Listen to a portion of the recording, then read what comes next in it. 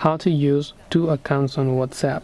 So if you want to actually use two accounts on WhatsApp, this is currently only possible on Android device. So on iPhone it's not currently possible.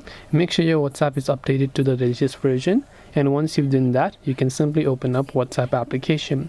Once you open WhatsApp, tap on the three dots option from the top right hand side, then simply go to settings. Now the reason you're seeing switch account in my case here is because I have already added another account. So you can simply go to settings, then go to account, then right here you'll find the option to basically add other accounts over here. Now because in my case I've already added it, you're seeing the switch account option, but you can basically just go to settings, account, and then here you can see add account or remove account. Now in my case you're seeing remove because I've already added it, so you can add up to two accounts, not more than two.